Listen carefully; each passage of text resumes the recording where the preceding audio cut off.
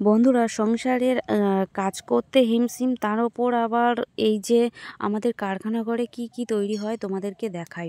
প্রথমে এই যে বাস্কগুলো ঢাকা দেওয়া আছে, এই বাস্কগুলো স্ট্যাবলার করতে হয়।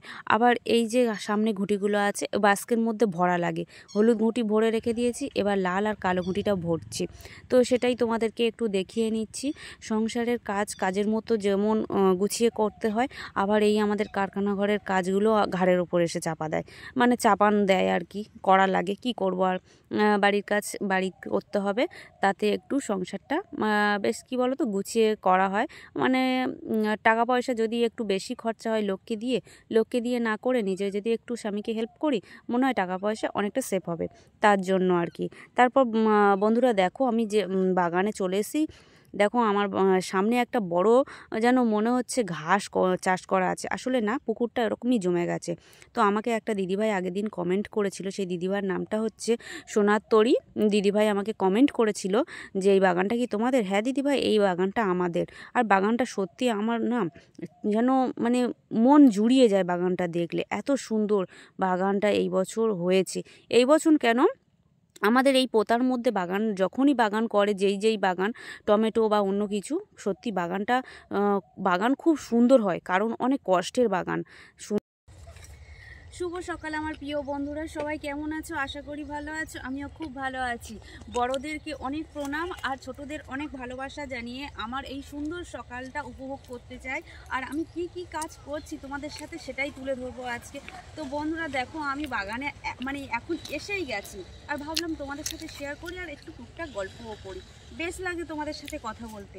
তো দেখো বন্ধুরা, আমি বাগানে চলে এসেছি, দেখছো মানে কি বলবো, আবার এত ভালো লাগে এই বাগানটা। এই বছর আমার জন্য একদম মন কেড়েছে, নজর কেড়েছে। তো কি অবস্থা দেখো, মানে হাতের কাছে শুধু টমেটো, সত্যি এই বাগানটা না এই বছর আমার মন কেড়েছে, নজর কেড়েছে। তো এই দেখো, এই টমেটোটা দেখো, মানে এত লোভ লেগেছে, তুলতে ইচ্ছে করছে, বুঝতে পেরেছো বন্ধুরা? এই দেখো তোমাদেরকে দেখাচ্ছি, এই দেখো পুরো কুমড়োর মতো দেখতে না, পুরো কুমড়োর মতো ডিজাইন, এত সুন্দর, সত্যি মন কেড়েছে, নজর কেড়েছে। তো এইটা তুলে নিয়ে যাই, হ্যাঁ চুরি করে নিয়ে যাই যেহেতু বিক্রি হয়, মানে টমেটো খুব একটা ঘরে খাওয়া হয়, মানে ছোট সাইজ, বড় সাইজগুলো বিক্রি হয়।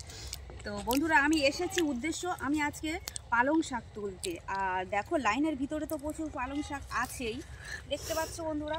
এই পালং শাকগুলো ঝটপট করে তুলবো। আর এখন বাজে বেলা 10:30, মানে 11টা বাজতে চললো, 11:45। তো এই টাইমে আমি রান্না করার জোগাড় করব, তো ওই জন্য চলে এসেছি। কি বলো তো, পালং শাক তুলতে বন্ধুরা। এই দেখো, আর এই দেখো বন্ধুরা, এই দেখো লাল টুকটুক রাশি ভরা, এই দেখো বাগানটা সন্দেশের মতো, টমেটোর কাটিংটা দেখেছো বন্ধুরা? আমার গানটা কেমন লাগলো বলো তো?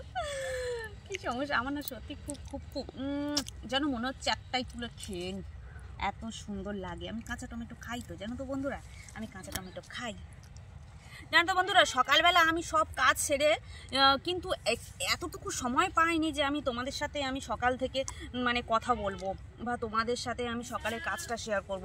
আমি এতটুকু সময় পাইনি, কারণ তোমাদের একটু আমি দেখাবো কারখানা ঘরের কাজ নিয়ে আমি এতটা ব্যস্ত, তার জন্য সময় পাইনি। কি করব আর, এ বাবা,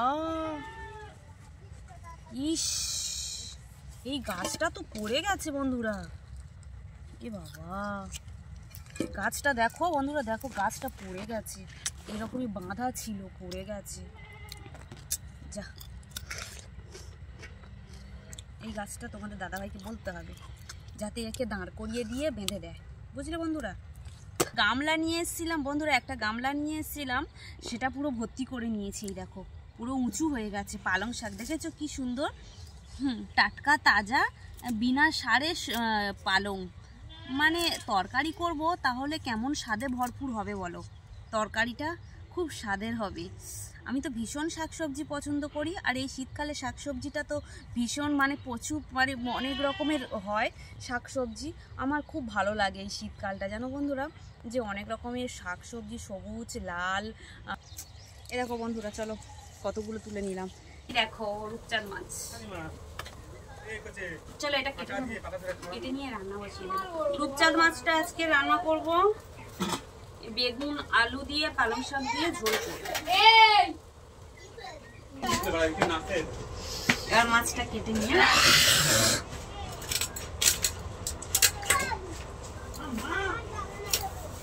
মাছটা কিন্তু দেখতে অনেকটা সুন্দর লাগে। রূপচাঁদ মাছ কি সুন্দর লাল হয়ে থাকে আর গা পুরো চকচক চকচক করে, কত সুন্দর যেন লাইট করে।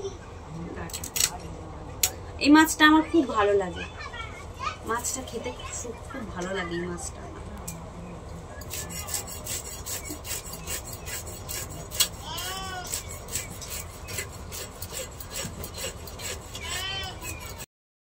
বন্ধুরা মাছটা কেটে নিচ্ছি আর রান্না করা তো আমার হয়ে গেছে। তারপরে স্নান করে এসেছি, একটু রোদ্দুর পোয়াচ্ছিলাম। চলো ভাত বাড়ি রান্নাঘরে যাব, এবার গিয়ে ভাত বাড়বো। তোমাদের দাদাভাইয়েরও স্নান হয়ে গেছে, বলছিল যে তাড়াতাড়ি ভাত বাড়ো, তো রান্নাঘরে চলে এসেছি।